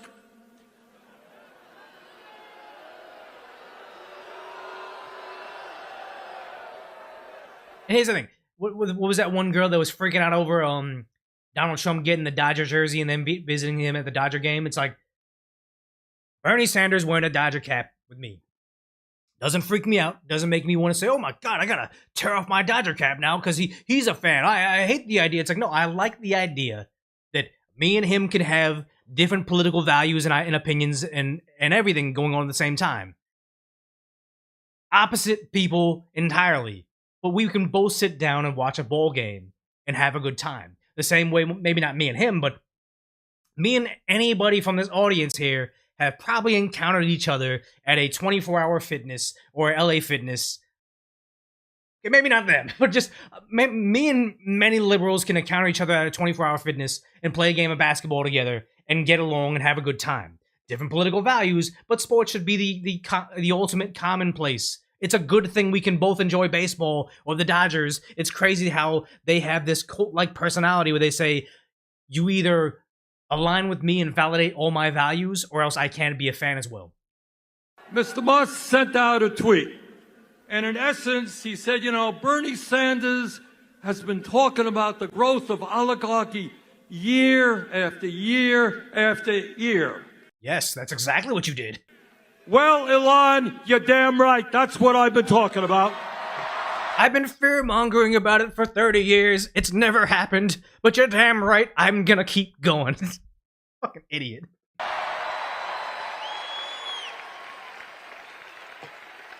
The difference is, I'm no longer talking about how we're moving to oligarchy. I'm talking about how we are living today in an oligarchic form of society. In an oligarchic former society. So it passed us and nothing happened? Are you talking about the Biden administration? Or are you talking about Democrat unilateral leadership in all these states and areas that you've overseen for the past, what was it, those 4 years that he was in office? Is that what you're talking about? Because I don't know. But he's an idiot. You're never gonna get past the become president like Amuse is showing us. No, they're never gonna let him become. They're never gonna let an old white guy become president because he's not like Joe Biden, where he's still sentient. I think Bernie's older than Biden, but he's still sentient. This is when he tried to run for president. Your event will be shut down Because I think Bernie, unlike Joe Biden, who just claimed he walked in the civil rights movement, I believe Bernie Sanders actually did walk during the civil rights movement. So a lot of these rights that they have now is because of people like Bernie. Instead of thanking him, they just see him as a white man in politics. Right now, your decision. Make a decision now. One day. they had to play him off with music. Yeah, they don't like him. He's never going to get power. But yes, the Democrats have completely lost. They've lost their mind. They have no idea what the average voter wants, what people want. They don't want to hear more fear-mongering. Yeah, it's an oligarchy. No. They want to dismantle the system. You're right on that. But the Democrats' narrative isn't matching up with what they're actually doing. Look at Whoopi Goldberg cheering on the Democrats. Well, you know, a 90-day pause doesn't mean anything. On tariffs. To anyone, because people are, as you say, struggling with everything they're living with on a day-to-day basis. Now you know what we're fighting against. But I also believe that it's very important to remind people that now is the time for each and every one of us to suck it up and make sure that we know what we need to take care of. If you're in an area where the school district is losing, then you got to pay a little more taxes and you got to help the schools out. So instead of tariffs, where other countries might have to pick up the slack, other multinational corporations might have to pay a little more to get their cheap labor from China, from Mexico, or from other parts of South Asia. You need to pay more taxes. Truly speaking, like every limousine liberal ever, saying, I don't know what it is to live check to check. I don't know what it is to skip a meal because I don't have enough money. No. If the school is indoctrinating all these kids and have way too many administrators per student ratio, and we can't get the money from other countries, and a lot of our taxes are going to underwater basket weaving in other countries, you need to pick up the slack. They have no idea what liberal voters want anymore. If you're finding that your libraries are falling apart, you have to give more. Ridiculous, top to bottom. And now they know, what is it? The Democrats are no longer considered the party of the people that they used to. Even CNN admits it. We'll play just a little bit of this. This, to me, is one of the most shocking pieces of poll data that I truthfully have seen this year, or maybe in any prior year. Really? Yes, really, because I want you to take a look. Cares more about the needs for people like you. You mentioned to Kate Ball, we got a tie, even after this tariff war had already started, split between Democrats and Republicans on how people feel. Which party cares more for needs of people like you? And why is that so surprising? Because I want you to take a look at prior years. Democrats always lead on this question. Back in 2017, before the 2018. I think people just woke up. They couldn't get lied to their face for so long. The idea that Democrats said, you either bend the knee to this pharmaceutical company or you can no longer go to your job anymore. You may have concerns about it being experimental. You may have concerns because your cousin had a adverse react to the medication and then got banned on social media for talking about it. But unless you simp for this pharmaceutical company, you can no longer work at your job anymore. You can no longer go to Dodger games. You can't go to restaurants anymore. Meanwhile, the politicians, the Democrat politicians that are shutting your place of business down or making certain that your restaurant is closed or you can't go out to your friend's wedding, they're still holding parties. They're still getting their haircuts. They're reserving all this stuff for them. Yeah, people, that was the ultimate red pill moment of the hypocrisy of the Democrats. Because the Democrats were locking you down, and the Republicans are trying to reopen or get you to be living your life as normal. They saw that and realized they're no longer the party of the people. Midterms, 13-point lead. 2005, a 23-point lead for Democrats. 1994, which was a big Republican year, a 19-point lead for Democrats. And now, all of a sudden, a tie? All of a sudden, the Democrats, who are the party of the people, no more. We get a tie on this question, on a question that has traditionally overwhelmingly been a Democratic advantage. Which party cares more for the needs of people like you? It's truly something I would not have expected to see, especially after this tariff war had begun. Where does it? Because you guys only listen to each other. You guys are, what is it? The snake that's constantly eating each other, where you only hear information from other Democrats. You're not listening to the people. That's when you have so many Democrats that would go out there during the election and they would interview like people in the street at restaurants, like, "Oh, you're a person of color. You're a woman. who are you voting for? And they'd be bewildered at the idea that they're like, oh no, I'm voting for Donald Trump because he represents my values. He's going to help me get my job back, or he's going to look into government fraud. Like, that's what people wanted, not the idea, I'm very interested in seeing the first black woman president. They're so detached from reality. It's sad. Ouroboros. I was going to say that, but I can't pronounce it. Ouroboros. Ouroboros. Ouroboros. For a person that can't pronounce their R's, Ouroboros, that has like so many R's in it, guys. Ouroboros. Here's the thing, Jay Howdy said COVID ruined everything, but it also exposed everything. Again, I wish that it never happened, because there's a lot of people that lost their lives that didn't need to, because of the medications and the procedures they were undergoing to heal from it, that apparently we knew were bad for them, but they wanted those numbers to be up. But, yes. 90 minutes straight. Are we 90 minutes? We're 90 minutes in. Are we gaming too? I mean, after the topic, should we game? We'll see. Because I don't like to game too much. Let's see.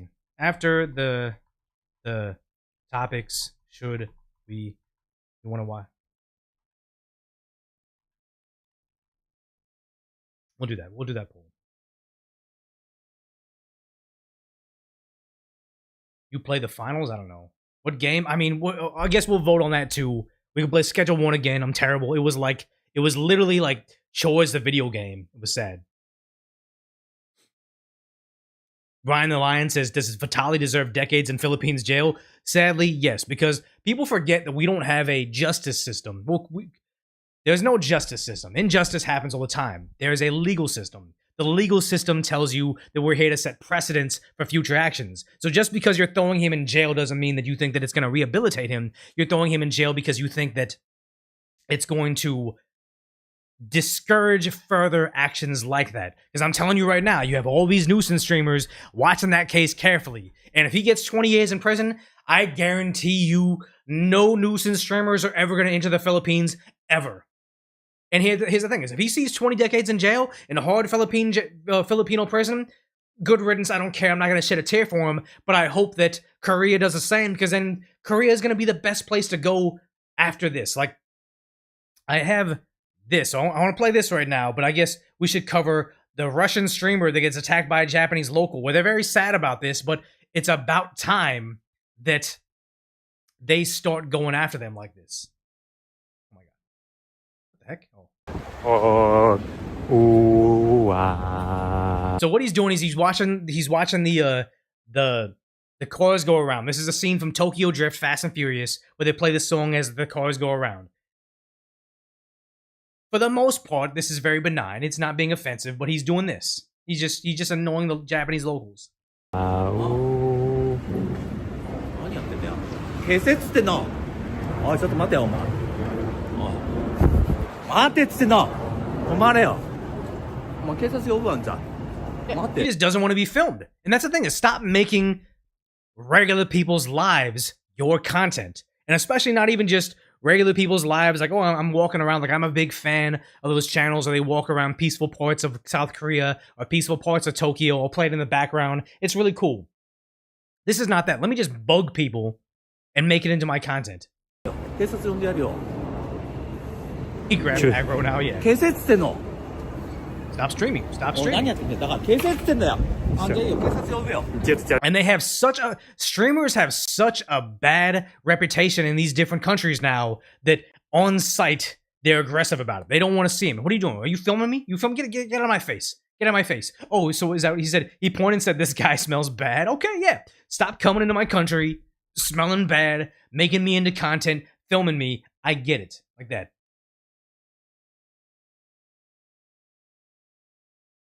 Old dude's like, back up, fool, back up, fool. Yeah, real hard to say sorry and walk away. Exactly, walk away. Okay, you don't want to be filmed? I get it. We're in public. This isn't America where you have those rights.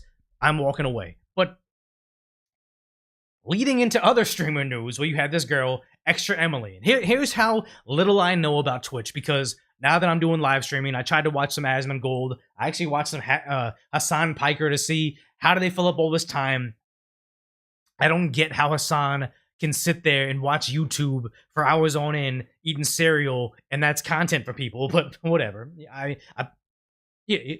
I watch it. I watch it because I want to understand it. I don't want to do that because that seems lazy. But the idea is, I know so little about this that Extra Emily on Twitch, I thought it was one of the girls I covered here, where it's like, it was Amiru, Cinna, and Valkyrie. Not trying to be offensive, but I literally thought it was the same person. Whatever. But yes, you have this. She's driving on stream and checking out chat. I better see all the pink. Yes, yes. What's this? Looking through the phone. And I can't even play it here because, oh yeah, he says Extra Emily's a repeat traffic offender. She's going to run this red light. And it's sad that she's doing an activity so dangerous in a busy street that I can't even play it on YouTube. Yeah, the IRL stream of driving, oh joy.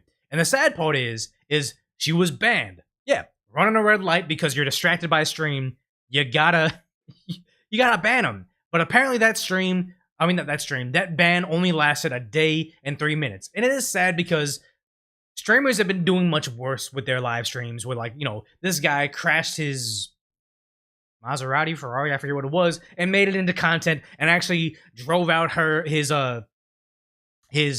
one of the girls that's on his roster that has an OnlyFans account, and then he used it as an advertisement, like made her get inside the scene with them as content to promote her OnlyFans. McLaren, yeah, that's what it was, Boogie. These streamers are a nuisance, and apparently after her ban on Twitch was only 1 day because they need to protect her, because it's sad, but when you have someone like her where they're making all this money, like what is on this stream, does it give you a live count? But it does say 21 subs from that day, but also 8,500. So wait, let's see. Extra Emily subscription cost. How much is it?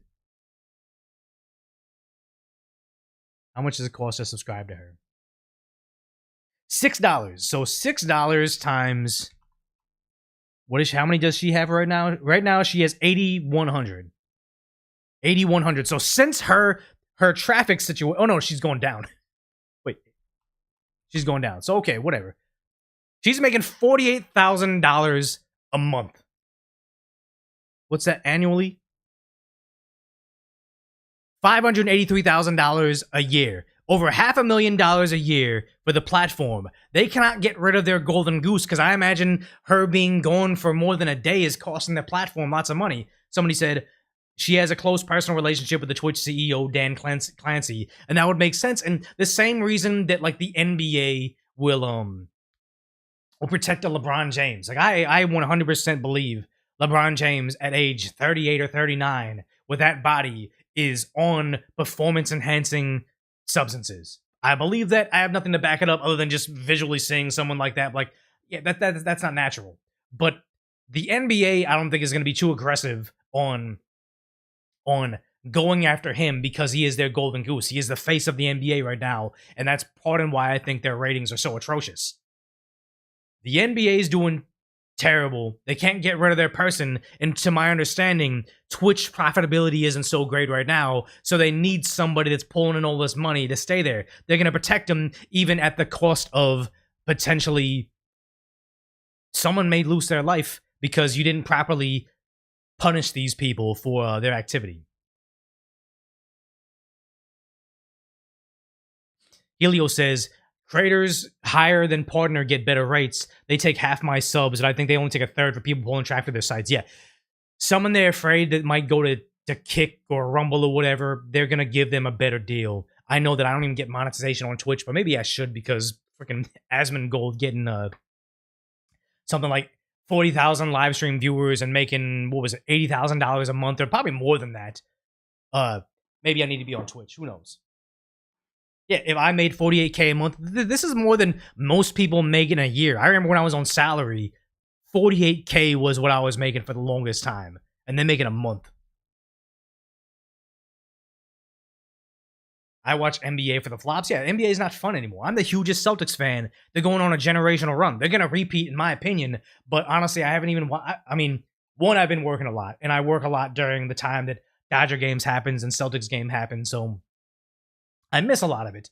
But it's also not as interesting as it used to be. I used to watch games that aren't even like the game. Like I'll watch Clipper games because they were local. I'd watch Warriors games because, you know, I don't like Steph Curry's politics, but he's a phenomenal basketball player. I think Steph Curry is one of the greatest of all times because he changed the game of basketball. Like you have people like Steph Curry made everything positionless because people have to switch. They can't go under pick and rolls. Allen Iverson was so fast that zone defense wasn't allowed in NBA. It was just man. But Allen Iverson was so fast it had to allow zone to be able to guard him. And Shaquille O'Neal made it so centers had to learn how to shoot the 3-ball to bring Shaquille O'Neal out from the center, and also because they couldn't bang with him in the post. Steph Curry, Allen Iverson, Shaquille O'Neal, all from teams I hate, but they're like legendary players. Elliot Wilderman says, you sound like you should work less. I mean, I should work less, but when you're self-employed and nothing's guaranteed, you gotta make money while the sun is shining. You've seen all these, not looking down on them, but you see all these has-been streamers where they wish they worked harder when they could. So here I am, you know. Jaden Trujillo says, I'm telling you to start watching hockey. I mean, being an old man, I went to a hockey game live and it was like, what the fuck is a puck? Like, I'm watching everybody else watch hockey, and I saw one hockey game on TV, and they put a trailer on the puck, and I was like, oh, I can watch this, and then it never happened again. But it's like, I played hockey. Probably in all sports, hockey is my best sport. Like, I play basketball, I play football, play a little bit of baseball. Hockey is the only sport that I'm truly the best guy on the ice. I can't enjoy seeing it anymore. Yeah, look how fast athletes fall off. I mean, it is rarer that a streamer stays relevant past their prime. I would say it's easier for male streamers to stay relevant as they get older, but I mean, you know, I fear for falling off. Let's see. So it seems like a lot of you guys want to watch a stream. Let's see. Or watch video games. Let's see. Q&A. What game do you want to watch me play? If it's Schedule 1, I don't know, guys. So I think there'll be answers. There'll be a Q&A thing in there. So we'll go back to live chat, and then we'll look at questions in a moment. Baseball games are fun, honestly, to me, because I like the idea that I'll watch Ohtani, Betts, and Edman hit, and Freeman hit, and then when Conforto and Paez hits, I'm like, okay, now I'll go get popcorn. I'll use the restroom. Nothing against them. They're amazing fielders, but I like the idea that there's time on, time off. Like, I'll like to watch the Japanese pitchers pitch or Tyler Glasnow pitch. I like seeing them. But then, you know, maybe a Dustin May game, a bullpen game. Who else? There's times where I can like walk away from the game. Let's see. Or no, Voice of the People says it makes it easier when you bounce off the audience. Yeah, I probably should do more audience interaction, but I kind of feel like when I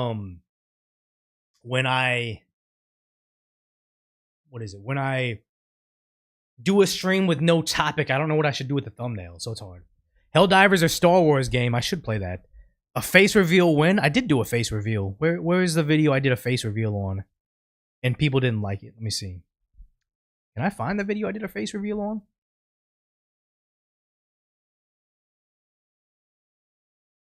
When did I do that thing?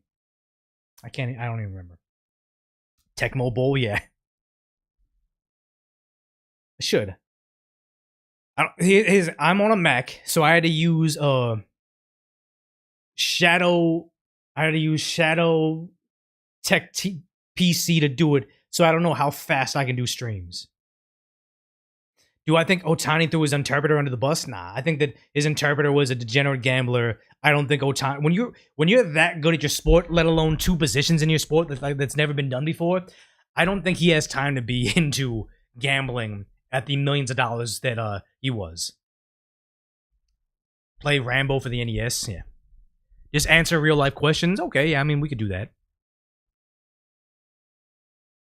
Bro has a cloud PC for gaming. Ooh, not me. Decoy Voice and Vashki has the soothing voices on YouTube. I do housework and don't need to watch. It's better than music most times. Okay, I appreciate that. That's why it's good to have these live streams that'll sit here and just exist forever. Like on Decoy Voice, it used to disappear when I would do the live streams because it's like it messes up your feed when you have them sitting there. Like, what is this? My newest video has 50,000 views in 3 hours. It's terrible. But live streams aren't going to impact that because live streams, you'll sit there, I'll clip them up in videos so you can see the topics, but also the full live streams that are like an hour, over an hour, they'll stay there forever. Except for that video game and live stream, because I was just testing things out. For like, I think for an hour, I was just trying to figure out how to get the video game to work. Yeah, I'm glad that Asmongold covers the channel, and then a lot of you guys found me through that. And I think it's crazy that on Asmongold, they try r/Asmongold, they try to sow some division, like I was hating on him or something. It's like totally false. I'm a big fan of him now. But you notice with r/Asmongold, r/Joe Rogan, if you look at those subreddits now, it's not mainly, but largely comprised of people trying to shit on Asmongold, or people trying to shit on Joe Rogan and say they're stupid or they have bad takes or ideas or whatever. And it's just detractors because that's what Reddit is. It's trying to make everything a pathway to liberalism. If you like Joe Rogan, you go on r/Joe Rogan. No, you're not, because he's an idiot. You like Asmongold because he's red pilling you. You go on r/Asmongold. No, you're not, because he's an idiot. Oh, you go to r/Boston Celtics or r/Dodgers. Everything that exists on Reddit is supposed to be a pathway to liberalism because the MAGA conservatives are evil and racist. And it's sad because that's when you realize it's pure propaganda. And it's sad. I gotten some love from Brett Cooper. No, it was I did on her video announcing her new channel. Let's watch it real quick. She included me on the announcement. Where is it? Yeah, here it is. It was pretty cool. After weeks of speculation, Brett Cooper has left. Well, it looks like the rumors were true. Brett Cooper's departure has caused quite a stir. The internet is absolutely melting. My thumbnail was there too. Cooper did in fact announce her exit. Brett Cooper announces she is leaving the Daily Wire. And it was sad because I tried to use a screenshot of it. It's funny, like, but the screenshot of me on the Brett Cooper channel is atrocious. Like, I could not be more disheveled looking with my giant Simpsons thing behind me. But I mean, whatever. It was cool that I got to be on this. It was Candace Owens that gave me the biggest shout out because on her show, she actually played like an entire clip of my video, which was really cool. So I was like, yeah, people saying you've made it. It's not Bell's palsy, guys. It's not Bell's palsy. I would say that because it's like probably at least once a week. If I'm in public, probably once a day. But like I'll get recognized by you guys in person. It's kind of cool because all my fans have been very interactive and nice and very friendly. So it's been cool. I feel like I've made it because I've been doing this full time now for a while. And yeah, it's cool to see these large channels acknowledge me on this smaller channel. Let's go ahead and look at this question here. What do you guys want to see me play? Elden Ring don't have that. Halo don't have that. The finals. What is the finals? The finals game. What is this? Oh, it's a shooter. A shooter that my computer can definitely not handle, but I'll try it out. Tecmo Bowl, Schedule 1. Angry Birds, Half Sword. Undertale Yellow. I haven't even heard of that. Oh, that's all. Okay. I mean, fair. I kind of feel like we've been going for too long, almost 2 hours a day, so we'll probably call it a day. But and also my voice is going. But I just appreciate you guys hanging out as long as you did. BioShock. Okay.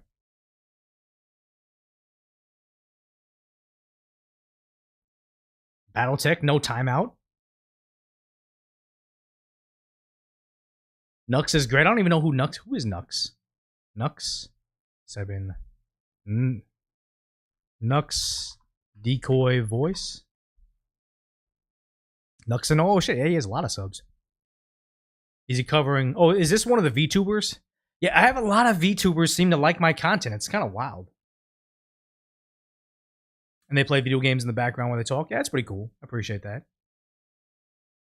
Yeah, Casper the Friendly Sis says, you're genuine, it's a big sell. And I think that the guy that I met most recently, super cool guy, I'm not going to dox him or anything, but I met him, and he pretty much just illustrated what the channel concept was in my head, and to have him repeat it back to me was pretty cool, where he's like, yeah, You have these moments that you talk about that are very polarizing, but you just make it kind of like non-biased. You talk about them and you just say, hey, you guys should just come to your own conclusion. And it's like, yeah, that's how I am kind of naturally. Like, I'm not trying to fight all these people. Living in LA, I had a lot of friends that are very, very liberal, and we get along with everything other than politics. So it should be a thing of, I don't think the liberals are the enemies. I think they're misinformed. I think that they if you watch your social media algorithms, television, your favorite movie stars, the media that you felt like you could trust, and other liberals, you would think that Donald Trump is a Nazi and Elon Musk is evil and he's trying to make kids starve in schools. You think that's really happening, but it takes red pill moments for you to figure out, hey, it's not as bad as you think. So it's not like they're evil enemies that we need to destroy or we need to do angry things to. It's just like, you just need to inform them. You need to give them breadcrumbs of the truth. Because what I think that the conception of my channel was, when you had r/the Donald on Reddit, it was good to see both sides. Reddit was left wing, r/the Donald was right wing. Cool, you see both sides. But when they banned it, you got the middle people, they just kind of effed off and didn't talk about it. But on the Donald website, you only had the most extreme version of conservatism. So if you were somebody that found out the Democrats were lying to you and were like, okay, maybe let's see what the Republicans are saying on the Donald website, you would go on the front page of that and see memes about the passing of Ruth Bader Ginsburg. If you're a fan of Ruth Bader Ginsburg, even though the reason that they voted for Roe v. Wade or ruled in favor of Roe v. Wade was for horrendous reasons, the idea is you're not ready to see a meme about somebody dying. Or actually, you might not even be a person that's a fan of a meme of somebody dying. So if your only introduction to the other side is horrendous memes, like very, very inappropriate, mean things, you're never going to make it to the other side unless you have something like Decoy Voices, like, hey, look, Republicans in office are garbage. Mitch McConnell is a piece of trash. I don't like most of the senators. The Republicans are bad. But Democrats are bad too. Donald Trump is an outsider, and here's why Doge isn't a bad thing. Here's why Elon Musk isn't doing all the things they say he's doing. Here's all the points of hypocrisy they've done. They have double standards everywhere. This is a good pathway into common sense, and you don't get that with being super, super aggressive about it. You do need your salty crackers, your Steven Crowders, and even your Tim Pools on some degree, but it's nice to have something that is somewhat moderate in the middle.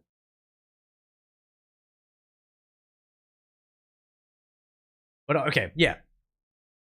If you don't have the sense to look in both sides of the argument, then you're a lost cause. The left is creating extremists, unfixable, F them. And the thing is, though, that's why I say it's good to listen to CNN. It's good to listen to Hassan Piker. Not like you're trying to give him money or anything, but it's like, hear what they're saying, to understand what they're saying, to counteract it, because you do have people that mindlessly listen to it and mindlessly subscribe to it, and unless you understand the propaganda they're hearing, you're never going to be able to counteract it with common sense.